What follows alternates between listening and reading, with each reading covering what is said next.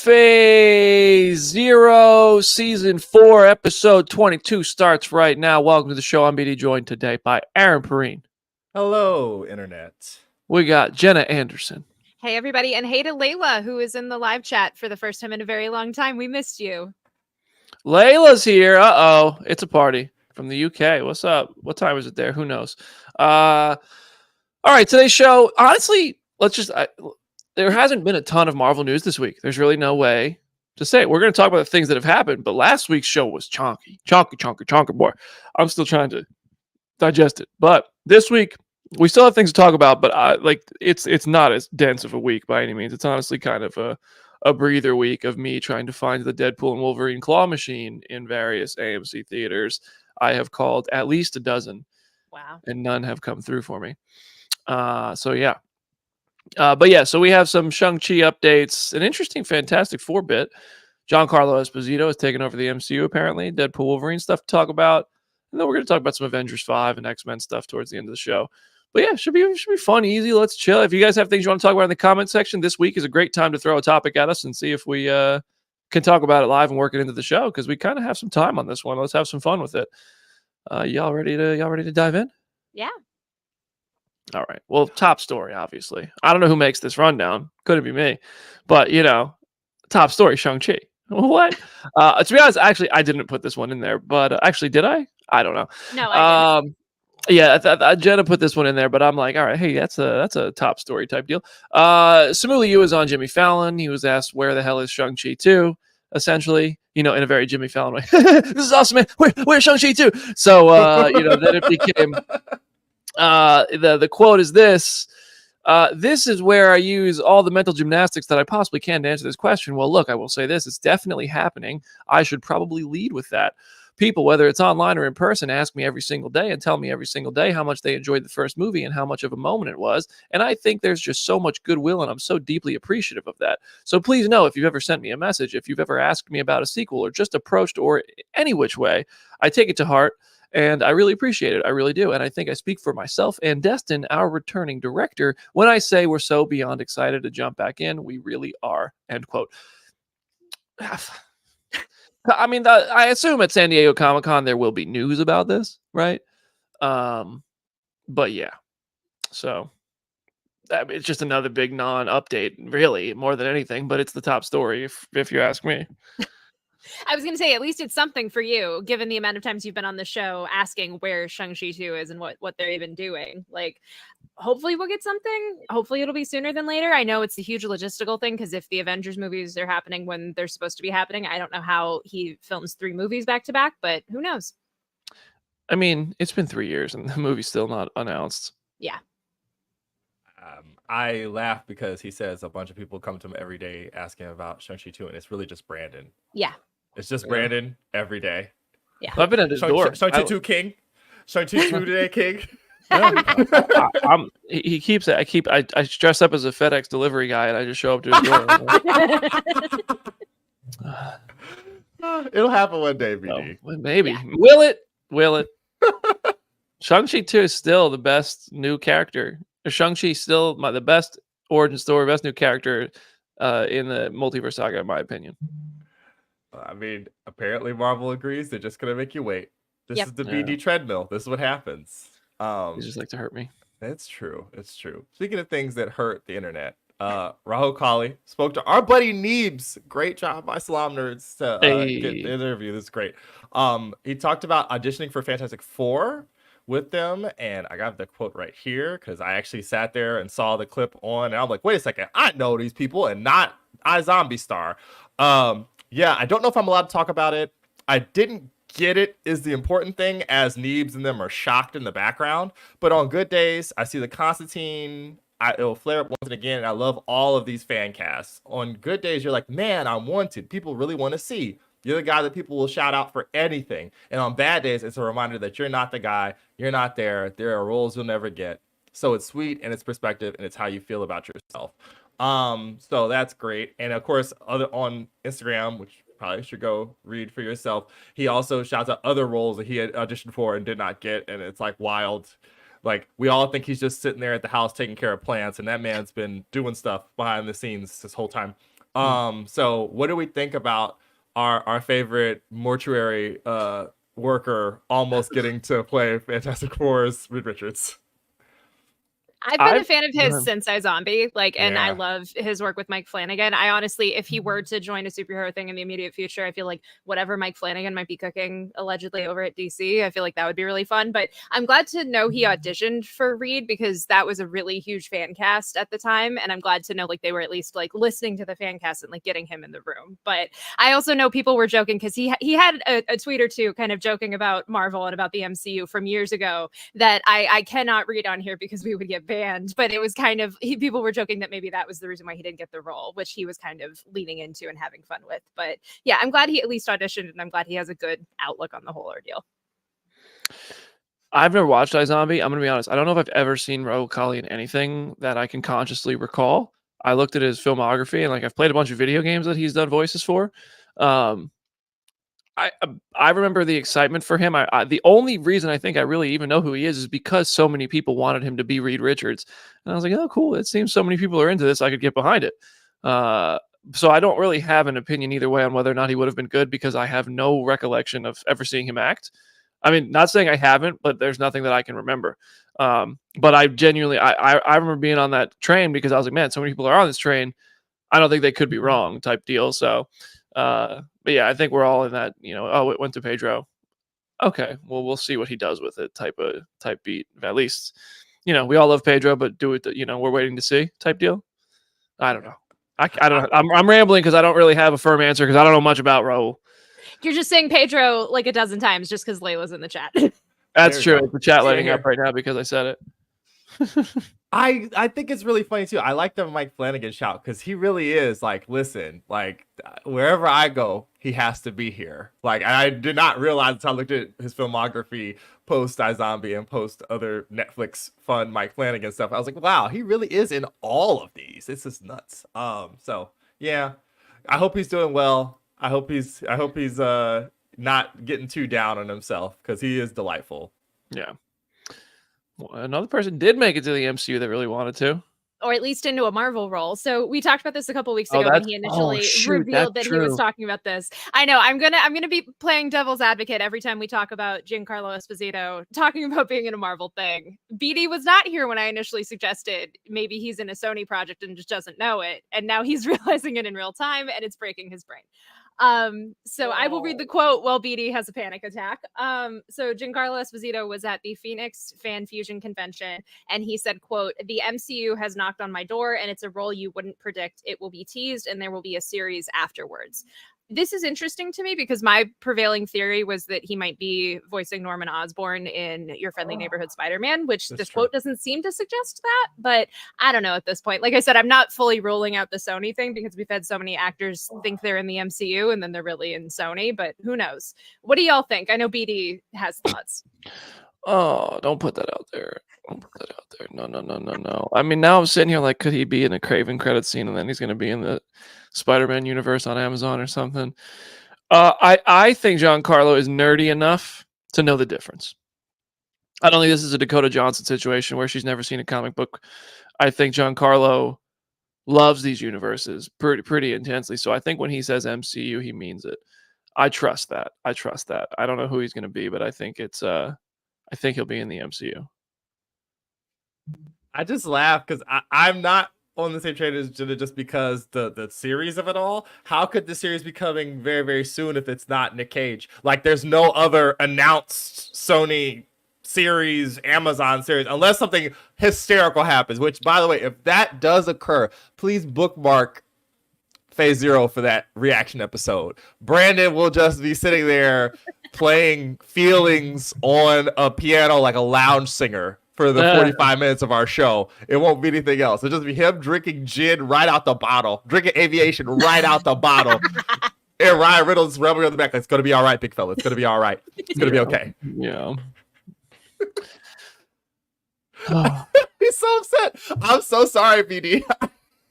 Jenna, why'd you do this to him? Because I just had to bring it up just on the off chance that isn't what ends up happening. I need to prepare everyone just in case. But like I said, even with like the Norman Osborn of it all, his quote doesn't necessarily even fit that. So I have now no idea what role he could be playing and what he could be teasing within these parameters, which is exciting in of itself, but I don't know. Yeah. Well, with that, I think we need a break.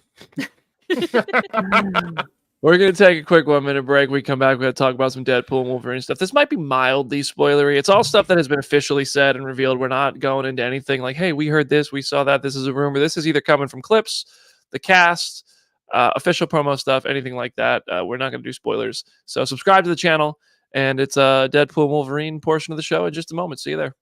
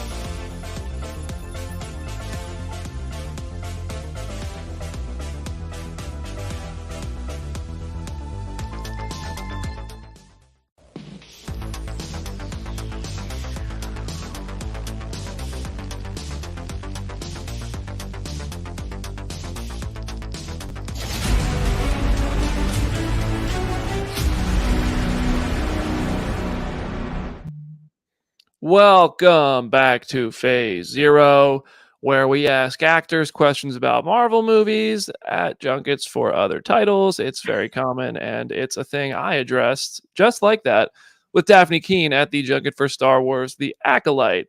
Richard, roll the tape. Are we the only person who asked you about Deadpool and Wolverine today? You would not be. Okay, so We've been asking. Let me ask you, because I know you're not going to say whether you're in it or not, whatever. But what happens when somebody comes in and they're like, "Hey, I'm going to ask you a question about this other project." Yeah. Like, what goes through your mind when you know you can't say anything? How do you approach that? Also, a great question. Well, first of all, amazing POV for the question. Yeah, but literally.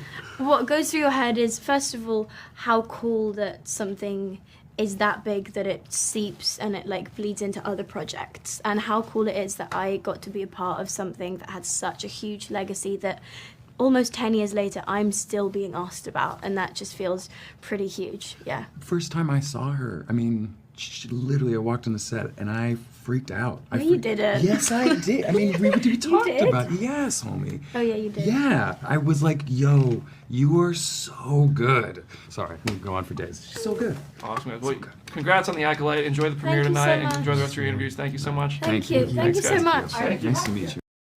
You know, you're gonna always have to ask the question that's gonna serve comic book, it's gonna serve Phase Zero, it's gonna serve our job. But I was like, I'm so tired of just going in and asking people about, hi, are you in the movie? So I tried to mix it up a little bit and acknowledge the fact that I have to ask a question about it. I was like, what happens was, she was a great sport about it. Isn't it crazy how Daphne Keane is like just grown up so fast? Like before, like I mean, granted, we might forget how long it's been since Logan. A whole ass adult right there now. It is wild. I do agree that you came up with the perfect way of asking that without just asking the same old thing. Because I would even be curious of that outlook of like, how do actors feel when that keeps getting brought up? So yeah, I think her answer was super diplomatic, all things considered. We obviously don't know if she's in it or not, but at least she has a good outlook on being asked if she's in it. Right. I love that her co-stars are just about it. They're just Yeah. really, really, really like, oh, here we go. How's she gonna get wriggle out of this one? Nevertheless, every single time. So I liked how you phrased it. I saw the clip. I was like, oh yeah, there we go. I was just like, you know what? This is the thing everybody on film Twitter complains about, even though it's the thing that obviously pays the bills and gets the engagement, all this stuff. And so it's like, how do we kind of acknowledge that without asking, like wasting the time by asking a direct question that's not going to be answered? And she was great about it. Also, Star Wars The Acolyte's pretty good. I think people are really going to dig it. And she looks unrecognizable in it as Jackie Lon, but yeah, there's a lot of Jedi stuff, and all those people in there in that interview are really, really good in it. But yeah, anyway, moving on. Yeah, so keeping the Deadpool and Wolverine train rolling. So Ryan Reynolds did confirm one person who is in the movie. If you don't want to know any spoilers at this point, just mute us for a minute or two as we have this conversation. So in a recent episode of the Welcome to Wrexham documentary, which is about Ryan Reynolds and Rob McElhenney running their football club, they basically confirmed that Rob McElhenney has a cameo of some sort in Deadpool and Wolverine. There's literally footage of Ryan in the Deadpool suit and Rob in some sort of uniform with like a parka over it, and they're talking about him being in Deadpool 3. So It's Always Sunny in Philadelphia fans, myself included, are very happy about this. I know there's been so many jokes of like, he should just play Mac from It's Always Sunny in Philadelphia. There should not even be any sort of Marvel bent to it. But yeah, what do you guys think? Cool. Ryan Reynolds loves working with his friends. I think it's fun. It's probably just such a one-off thing that we're going to see him working in like a coffee shop or something. Like, it'll be something silly. Maybe he'll be a soccer player. But that's cool. I laugh. He's like an ascended Adam Sandler. Like literally, I'm just gonna figure out ways to go on fun vacations with my buddies, and we're gonna make movies while we're doing it. And it's not like grown-ups, it's Deadpool and Wolverine instead. Which is like interesting in its own way. And he was really harping on him about keeping that parka zipped up, because Rob must have been nervous because he was like trying to play with the zipper, and he's like, stop that, like, what are you doing? They're also like funny that there's like a ton of behind the scenes footage, and of course Ryan Reynolds wouldn't be him without the weird trolling. So like all of the footage is like blurred out except for their faces, and then also they're having fun with the bleeps, like. And then bleep, bleep, bleep, bleep, bleep, bleep, bleep happens, and I bleep, bleep, bleep, bleep, Hugh bleep, bleep, bleep, and I'm just like, it's funny because don't test the internet. They will go through this like Zapruder film. Someone will figure out how to like decode it, like somebody with like a National Treasure cipher just going after it. So it's fun. I think Brandon's right. He's probably gonna be like a TVA agent or something. He's probably gonna get murdered pretty gruesomely on film. That seems to be what we're doing. I haven't even watched the video because I was trying to avoid any sort of spoilery stuff. So I haven't even watched it yet. But I saw the news, obviously, before we even talked about it. But I never even watched the clip. Trying to, at this point, I'm just steering clear. I mean, I watched the final trailer for Deadpool and Wolverine. Obviously, I'm going to watch that because we're going to talk about it. But like some of the extra stuff, I do just, all right, I'm going to scroll past that for now. Same here. I mean, I watched it for you. You didn't miss anything. It's all blurred out. Like they're trying as hard as they possibly can to both heap coal hype on this film and not spoil it. And I'm like, okay, you're doing okay, but it is a tightrope. Like if you haven't already, probably 2-3 weeks from now, we'll go ahead and give you guys a warning on here. Like, go ahead, mute Deadpool and Wolverine. Go ahead and mute the words Hugh Jackman. Mute Ryan Reynolds. Don't go on YouTube at all, except for to listen to our show. That's it. Let them listen to a dog. So yeah, that's it. So okay, Deadpool and Wolverine train rolls on. Now, this also could be construed as like kind of if you're just avoiding everything, and somehow if you're watching this show and you haven't figured out anything else about this movie, like say the villain of the movie, great job. I don't know how you're doing it. You need to be giving lessons. But Harper's Bazaar talked to Emma Corrin about just life and career and pastries, and also interviewed their co-stars, Hugh Jackman and Ryan Reynolds, about the villain of Deadpool and Wolverine. And so I got the quote here for you. Reynolds said, "It was felt like working with a skin-covered Swiss Army knife. Emma brought a Gene Wilder energy to Deadpool and Wolverine, mischief, danger, unpredictability. From their first scene onward, we understand the villain enough to know why she's motivated to oppose our heroes. And that's because Emma is so effing excellent at humanizing even the most chaotic lines. The only thing we love more than hating a villain is loving one. And we love Emma's Cassandra Nova from the jump." So I don't know if that's the first time anybody said the words Cassandra Nova in any official Marvel anything, but I think that might be, if I'm not mistaken. I just run the counter for comic book when it comes to when things get mentioned and actually spotted in real life. How do you guys feel? Also, fun fact, apparently Cassandra Nova is inspired by like the bad guy from Inglourious Bastards, which I'm just like, what? Like, that's a nice touch. That's a nice touch. I think the one thing it does cement is like we all knew it was Cassandra Nova, but it cements that it's like a villain situation. It was pretty obvious, but some people were still on the fence of like maybe this isn't even going to be a fight, maybe this is not a. But yeah, definitely calling Cassandra Nova a villain seems that's to me that's my takeaway. This has me so excited because I know we've talked about it on the show. Depending on the project, some Marvel villains still leave some things to be desired and don't fully go there in terms of being a villain. So it sounds like what they're doing with Cassandra is going to be super fun and super kind of reminiscent of the character that Cassandra is in the comics. So I'm really excited. The funniest part from this profile is that they're saying the thing about the like skin covered Swiss Army knife and all this stuff, the Inglorious Bastards of it all, and Emma is just cutting a pastry with like a butter knife, and the journalist looks like visibly unnerved, and I'm like, that's really funny. This is great. I love it.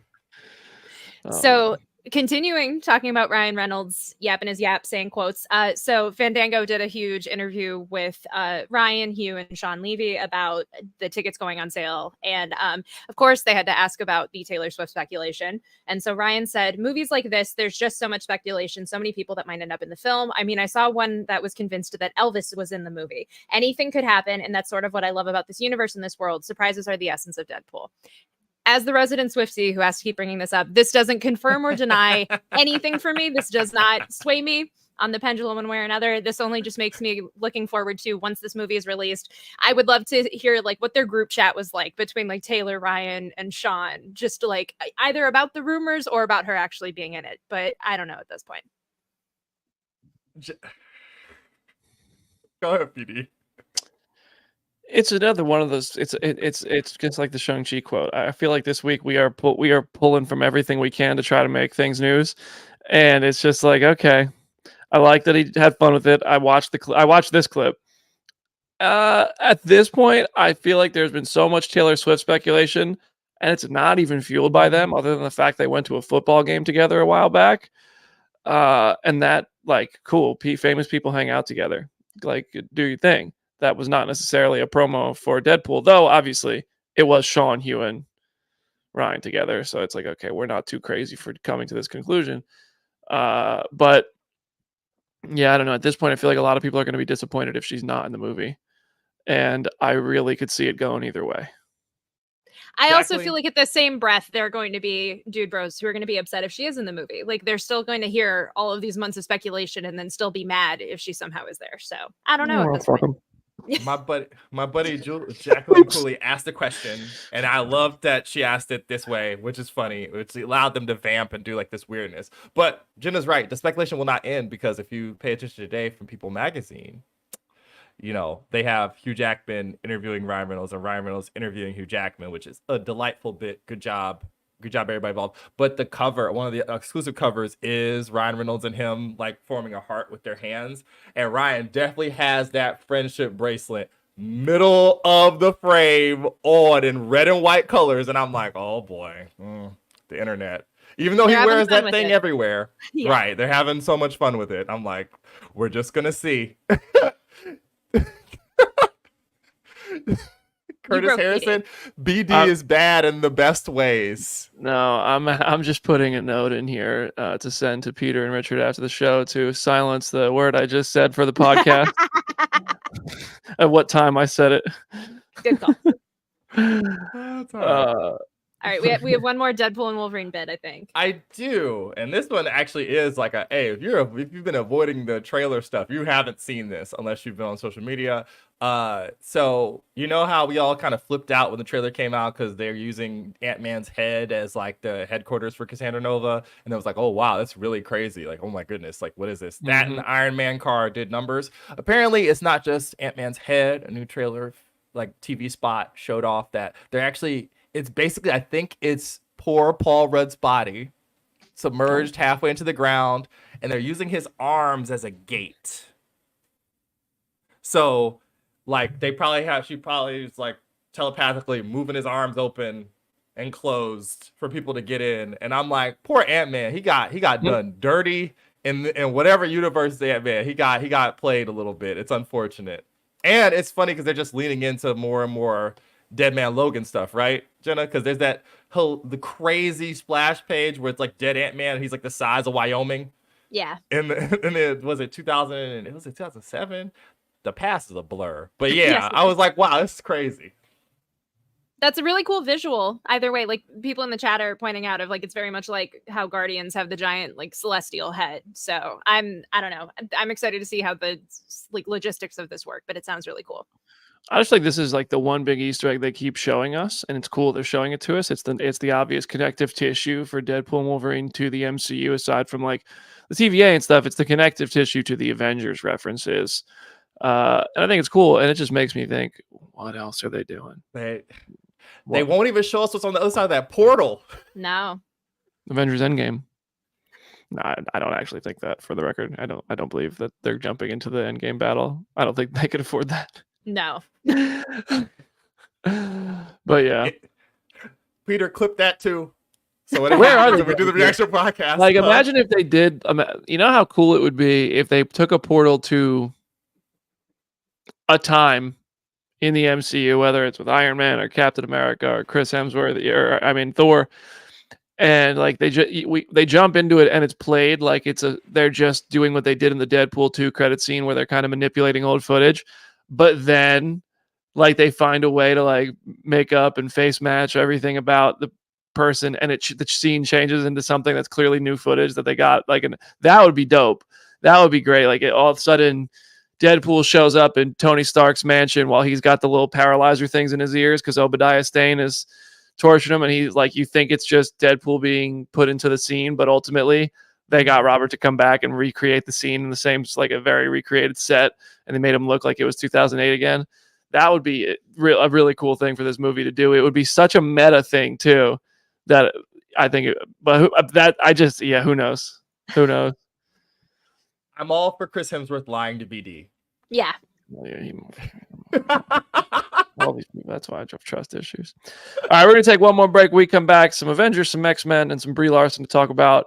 If you guys have anything you want to talk about, drop it in the comments right now. We'll talk to you guys, answer your questions, whatever you want, live on the show right now. So go ahead, subscribe to the channel, drop those comments, and we'll see you in just a moment.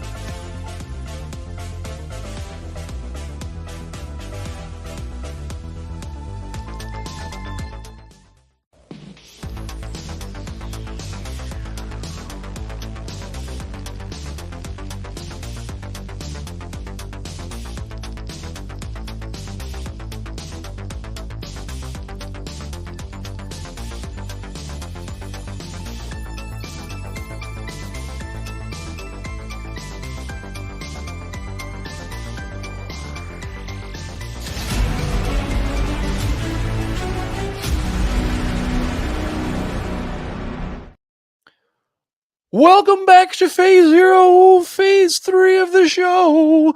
We are talking about Avengers. Aaron, you had an idea here. Listen, this is the ideas portion of the show because there ain't nothing happening in the Marvel world, and that's okay.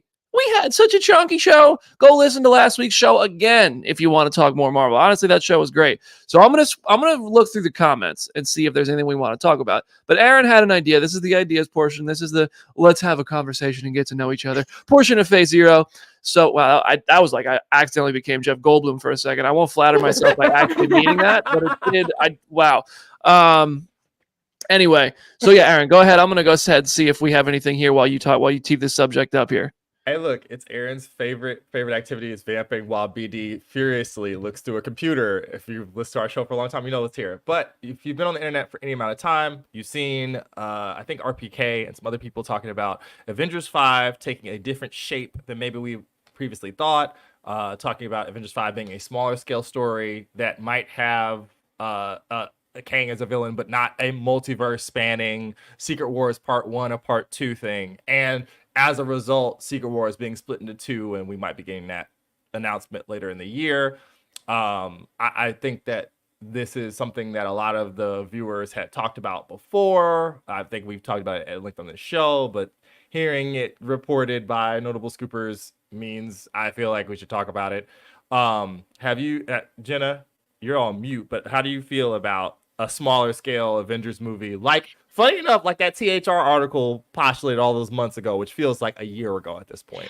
I feel like the quote from SpongeBob of like, that's what we were waiting for. That's what we wanted all along. Cause like, I know I have been championing on the show if they were going to pivot from Kang Dynasty towards something else, something smaller scale, something that lets the team actually be a team first and foremost, and not just immediately get them into the multiversal crisis and get them into Secret Wars.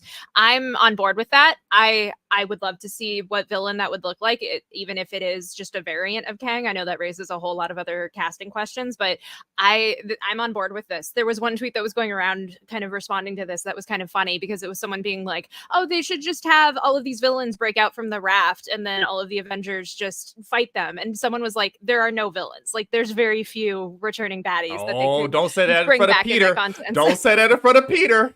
Zemo would be one of the three that like people have brought up. So it is interesting. Like, I don't know what this movie could look like, but I definitely appreciate the idea of doing something smaller. I'm fine with something smaller. I'm fine with anything that puts these people together. The first Avengers movie was not massive in scale. It was 6 heroes in New York City. Sure, the stakes were the world. That's every freaking Marvel story now. They forgot how to tell like personal stakes for the most part. Every once in a while, you still get one. And then it still becomes bombastic in the end for the most part. Unless Kevin is behind the scenes and you literally meet Kevin, in which case that's a clever way to finish something out. I love a good creative finale. But I really do think it's been no secret. I'm beating a dead horse. I just think the biggest missing piece for the MCU is the connectivity, the thing that's bringing these characters together and establishing interesting relationships and dynamics between them. And I'll always use Captain America Civil War as the example because Avengers set up that Captain America and Iron Man rivalry. And we saw like those sort of relationships and dynamics get built into the storyline from that point forward. We saw like Civil War had Iron Man and Captain America sort of at the top of the story, and then you have tiers. You had Wanda and Vision paired below that. You had Black Panther and Spider-Man, I'd say, at the bottom of it because they were the newest characters. You had Black Widow and Hawkeye sort of telling their own little story, having their own arc that was kind of clearly paired. You had these tons of relationships that when Civil War battle lines were drawn and everybody was standing across from each other, you knew the relationships that each of those characters had, not only on their own team, but with the people on the other side. And you knew who like their closest friend was, their biggest nemesis was, sort of that sort of stuff, and what this meant to them to be going to fight each other. And if that were to happen right now in the MCU, like you wouldn't feel any of that. Like if you throw Thor, Shang-Chi, Captain Marvel, Vision, or I guess White Vision, and Doctor Strange on one side, and then on the other you have Wanda, Athena, Miss Marvel, She-Hulk. I guess you'd have to have Bruce Banner on the other side of She-Hulk's on this side if you want. Like there's a couple, like you could have Bruce Banner and Jen Walters would have a relationship. Doctor Strange / Vision and Wanda would have, some history. But for the most part, it's not there like it was. Granted, Civil War was 8 years into the MCU. We are only 3 years into the multiverse saga. And we got to find that footing, but you wouldn't have Civil War if you didn't have Age of Ultron and Avengers before it, and then all the individual stories as well. So I would really like to see them start to cross over. I don't care how big the threat is. I think a small scale story that lets us spend time with the characters spending time together is a great idea. I mean, wow. I talk too much. I don't know what exactly. I've made no secret of my position. I don't think that any of the stuff people want actually works with each other at all. But I know that for the good of whatever's going on, you probably do need an Avengers movie just because people keep yelling about it.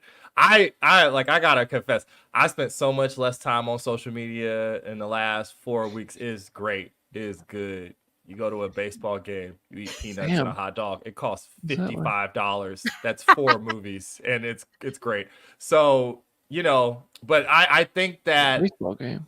and I know, right? Here in Anaheim, it was cheap. Except for the food. You got to get some of them on the board together, and I think the stuff next year is probably going to do a better job of that because there's only one thing. This is also the drawback, hilariously, of only having one movie and 3 shows in a year, is that it feels like 86 years since you check in on the characters. This is what I mean by the things don't work together. So, you know, it'll be interesting. I think that the faster you get to, hilariously, Brandon Davis's whole founded campaign of an Avengers versus X-Men is probably the thing that does the biggest numbers, because people are both hilariously, we have flipped entirely. The biggest critique of the MCU pre Endgame and like right after Endgame was that all these things feel the same. It's the same 5 characters no matter what, blah blah blah. They need to do different things, and the second they started doing different things, it was I missed the things that from my childhood. So they have the unenviable task of weighing those 2 options, and I think that the nostalgia train is weighing out. No matter how people try to cloud it, other than that, that's really the honesty of it. Is the nostalgia train is winning out, which segues nicely into what we're going to cover next. Or is this me? Oh, Yeah. this is for everybody's note. This is in the rundown as Brandon's random X-Men thing about Rotten Tomato scores. Yes, that's right. Yeah. So what that means is I found just from other people. I wasn't the original discoverer of this news, but X-Men 97, 100% critic score on Rotten Tomatoes. Now, I know nobody trusts critics anymore unless like they already agree with the opinion when it conveniently suits their argument. For the most part, everybody's like, critics suck if they like something that critics don't, or critics suck if they hate something that they do like. But in this case, it seems pretty unanimous because the audience score is like 90-something% too on X-Men 97. My point was that these sort of great X-Men stories of the caliber and quality that we got in X-Men 97, really just I think that they are the thing that they are the MCU's break glass in case of emergency, and there's no denying that. I don't think the MCU needs to break glass by any means. All movie studios are going through it. Look at Furiosa, look at everything else. Look at Fall Guy.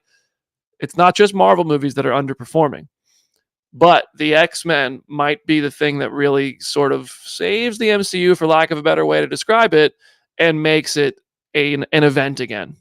I think like 5 years from now. My outlook on this, and I think I've said a version of this on the show before, is I just hope that they learn the right lessons from what people are loving about X-Men 97. Like, yes, it is that people want to see the X-Men and they want to see them done right, but I also will make the argument of like the romance and the drama and the soap opera quality is a huge component that has been missing through huge swaths of the MCU. We have had very few love stories that have actually like meant anything in the canon. And so I think that if they learn from that and they kind of start implementing that in other projects, not necessarily X-Men projects, then that's a way to go. I think the way that the fight sequences are choreographed and using all of these like anime influences, you look at like X-Men 97 and My Adventures with Superman, both of those have this huge anime influence while they're reinterpreting superhero fights. And so it's like, I just hope that going forward, they start to learn the right lessons and not just we need as many X-Men things as humanly possible. I completely agree with everything you just said. I would trust this more if the numbers could even be trusted, which is hilarious to say after all of this well thought out, very, very well articulated thing. But we all know why it's the #1 overall thing. And it's the juking of the numbers because Rotten Tomatoes is famously easy to game. And I think that also it's like when I was breakdancing in high school, you would do like regular breakdancing moves, and then the guy who could flip would come out there and do a backflip, and you'd be like, well, that's cheating. It's the Air Bud. No one told me a dog couldn't dunk. It's not in the rule book, so you can just do it. It's funny that like these X-Men stories are resonating when everybody's like, oh man, we missed X-Men so much. When if you really drill down into it hysterically, how many years realistically since we all turned 13 have there not been an X-Men project of some kind in some way for you to go watch? It's not like they haven't been around. It is literally a thing of, much like the vibe session that Brandon pointed to earlier with all the movie studios and stuff, is that people are pump faking themselves into thinking they're miserable or that things are bad when they're really not. I watched The Fall Guy literally 5 days ago. A delightful movie. I was like, wow, I really, really, really enjoyed this in a way that I haven't enjoyed a lot of things. And I'm like, you would never know. You would never have any idea. If all you do is sit on the internet and sit on, that Google feed that comes on your phone, you have no idea.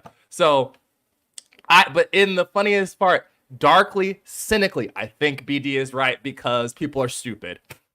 I think BD's absolutely right. I think he's absolutely spot on. Because the only way you get through with anything, like think about all the common complaints about all the Marvel Studios projects made by bad faith actors and how all of those complaints are absolutely 100% not just in X-Men 97. They are the text. And you have not heard that much about them. And anytime anybody complains about it, they're like, you're a freaking loser. I always see freaking adamantium get ripped out of Wolverine. I don't care what else happens. I don't care how kind you are to gay people, how kind you are to minorities. I don't care that you actually care about the planet and other plights of oppressed peoples.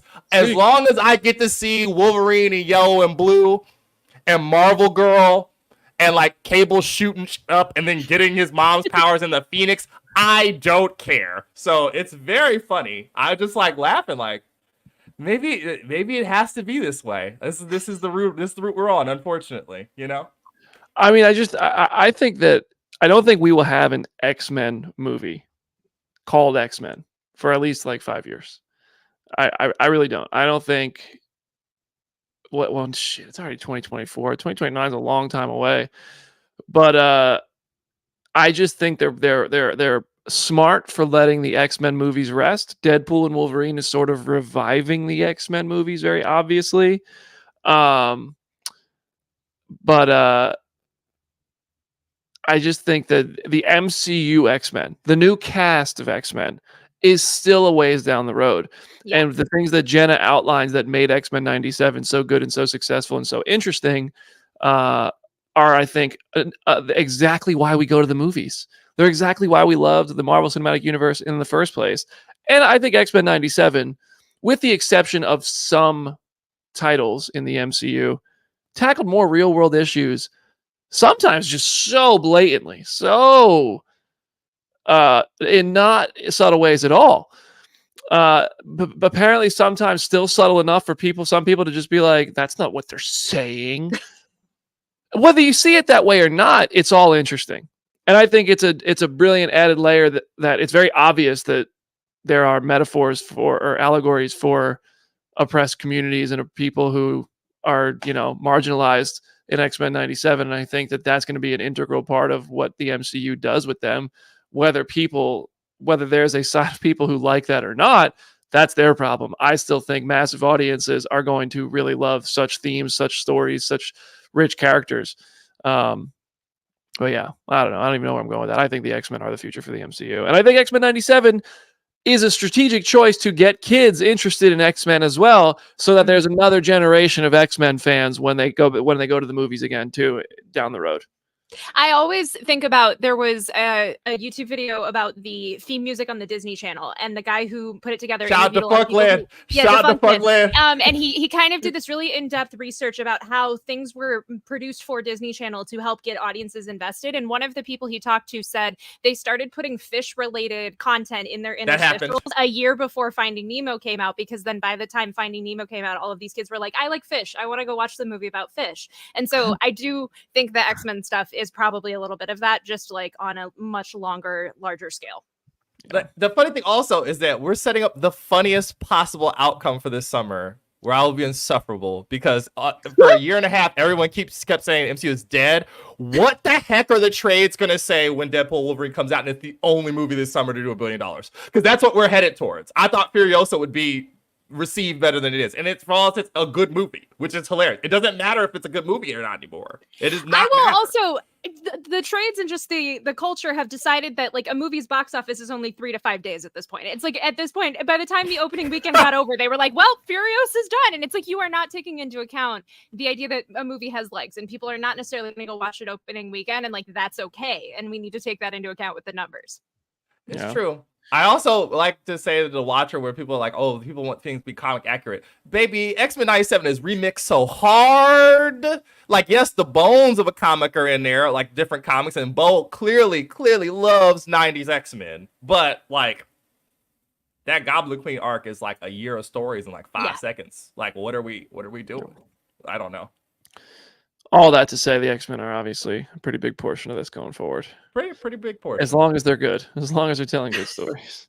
And it might be partially because people are dumb or stupid, as I said. I'm telling you, I can see it. I'm like, wow, like this is just what we're gonna do. We're in the Mike Judge universe, baby. Get your Gatorade ready. We're gonna go water some grass. Honestly, people are responding to things that aren't franchised lately. I mean, Fall Guy this year's tough. It's kind of unpredictable. I think right now, not only is going to the movies expensive, and it's available on streaming so quickly after, but everything is expensive. Going to the grocery store costs more than it ever did before. So not only is going to the movies, whether your movie theater somehow you find some miracle spot that's $7 a ticket, or you're in LA paying $30 a ticket for a standard 2D screening on a Thursday afternoon. Like, gas is expensive. Existing is pricey, man. So I think people are being choosier. I genuinely think there's a lot of people waiting to see Craven. Well, no, I think there's a lot of people. That was really funny. I tried to. I couldn't even get through it. But I think a lot of people are waiting to see Deadpool and Wolverine. I think they're being choosier with going to the movies, and I also think people are just getting used to being at home. Like, it's just a different time. So I don't think the movie theaters are dead. Obviously, there's a big concern. There's a genuine, real validity to the fact that movies are down multiple hundreds of millions of dollars by comparison to this point last year, and they just had the worst Memorial Day weekend in 30 years. Like, those are facts. We also didn't have like the internet telling us things were terrible outside 30 years ago, which I think is a big, huge part of this as well. Because if you look at certain constrictions, like, it isn't that much different than 20 years ago or 10 years ago outside. It's just that everybody is talking about how awful everything is. Yeah, that's true. I mean, bro, you go outside, you're like, oh, is someone going to cough on me? Am I going to get shot in America? Like, all these things. You know, it's just... Stop reading my internal monologues on camera, please. Thank you. I appreciate that. Yeah, wow. We got serious today. My goodness gracious. Yeah. Trying to circle it back around to our last topic is going to be real interesting. Listen, go ahead. Yeah. So Brie Larson did an interview with The Hollywood Reporter and kind of talked about how she mentors the new people who are entering the MCU. She said, always, I'm the first person to email everybody because it's very specific and very strange. People are like, I don't know how to do this. Yeah, no one does. Why would you? I'll say train because you want to be as prepared in your body as you possibly can, because it only gets harder as the job goes on, and really understand how to be able to go to the bathroom in your suit. The first Captain Marvel, it was a 45-minute thing to get me in and out of that costume. So I love that she's being this champion of the universe, even as we were saying with the Avengers movie. I would love to see Carol lead an Avengers movie before we get to Secret Wars, but I at least like knowing that she is acting like Carol behind the scenes. Very nice to know. And I think there's some DC people too that have just like reached out to that are like, how do I do this? And that's amazing. And I can only imagine, having talked to Brenda Davis about trying to keep weight up, trying to handle weight fluctuation, living the right way on the road is very difficult. So I can only imagine how hard it is when you have to be on screen.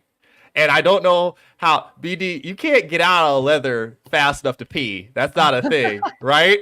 Why are you asking me that question? I'm trying to lighten the mood because we got so dark. I'm not out here wearing leather everywhere I go. Only on Tuesdays. You've heard all the actors have talked about how hard it is to get out of those damn suits. You just gave away that they cast me as Nova, man. You only film on Tuesdays. I told Kevin, I was like, bro, comic book will only give me Tuesdays. Like, that's when I can come out to the spot. We'll film it over the course of 7 years, and it'll still come out before Shang-Chi 2. Oh god.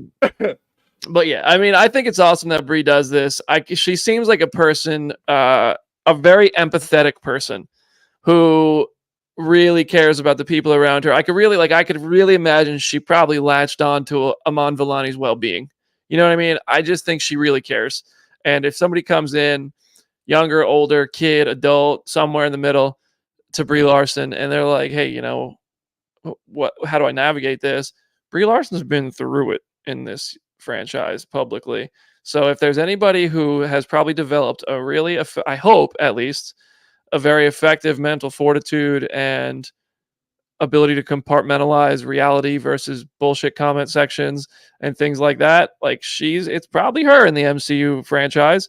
And it's great that she's willing to take the newcomers and say, hey, listen, let me help you as you spread your wings. Let me help you stay up there and find peace. Very nice. It's just it's just a good vibe. Also, it was all women in this panel too, so they're all very, very, very protective of her, which was very nice. Sofia Vergara and Jennifer Aniston and stuff are all like, "Oh, girl, you've been through so much." I also imagine women just have each other's back more than men do, because women go through things that men don't. Like, and they it's just undeniable. They have experiences and things that like men just, I know there's plenty of people who'd be like, oh, shut up, whatever. Like, it's a fact. Like, women understand each other because they go through things that men just aren't going to go through. They're going to feel things and be treated certain ways, in ways that just dudes are, for the most part, never going to experience or have to fear experiencing. So I think women love to have women's backs. And I think it's all, I could really see Brie being the girl's girl behind the scenes who's like, hey, listen, this is the stuff that's going to happen. Don't worry about this. Here's how you handle that. It's great. I think it's awesome. There was a very, very ridiculous sequence of this interview where they talked about like an Anne Hathaway quote where they said that she had to do chemistry tests back in the day during the early 2000s. Not now. This is from the early 2000s, where she would have to make out with the potential actors who were going to play the role, and like 10 of them.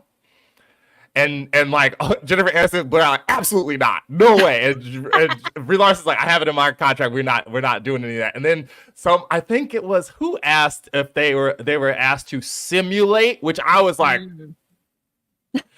the early 2000s is a wild place. Is all I got from the interview. Just it was a war zone out there. It was a war zone. It was bad. Oh God. I love how this is like the most soapboxy episode we've had recently. That's right. Yeah, this is what happens when we don't have much to talk about. We just get real. We get deep. This is your therapy session here on Phase Zero, everybody. Yep. We all. Oh my God. Well, honestly, I feel like that's a good place to wrap up the show.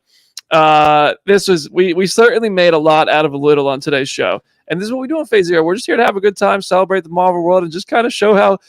I find it so interesting because a lot of the stuff we talked about was Marvel today. We always get off topic a little bit, but it is cool how it just brings so many people together who have similar interests. And then we all have, lives outside of Marvel, obviously. And every once in a while we get to talk about some of that, and Marvel just gets to be the connective tissue that brings it together. So yeah, I appreciate that every once in a while we get to let loose like this on a more laid back, less hectic show. So, oh, you know what? I'm going to announce something. If you're in Nash, I'm getting ahead of myself. We have a meeting to announce this later. This isn't the announcement you two think it is, but this is something else. If you're in Nashville or Los Angeles on June 5th, Chris Killian will be in the Opry Mills Theater. I will be at the CGV Theater in LA. We are hosting ScreenX screenings of Bad Boys Ride or Die. Email phase0@comicbook.com. Please make the subject line Bad Boys Nashville or Bad Boys LA. They're first come, first serve. You got to be old enough to get into an R-rated movie to see these, and you will be notified if you were among the first people. So we said here on Phase Zero first. It hasn't even been socialized on Comic Book yet, and yeah, so it's a free movie if you're in the area and you want to come hang with Chris or myself at a movie in Nashville or LA. You got first pick here. Aaron, any last words for today's show? It's at Summer Lake Hornet. You can find me on Twitter there, but not often if you just listen to this podcast. Go hang out and listen to the entire Hokali interview with our buddy Neebs. They work so hard over there, Islam Nerds, to raise voices for multiple causes, including Marvel. So he's a good dude. It was nice to see him get wins. It's a good dude. Jenna? It's at Hey It's Jenna Lynn on social media. As always, go read some comics. This week, both the Marvel and DC Pride one-shots for the year are being published, and I wrote a really long-form review of the DC one, which was excellent. So go read some comics, but especially go read those. Nice. All right, y'all. That's our show. Hit me up at Brandon Davis BD if you want to talk more.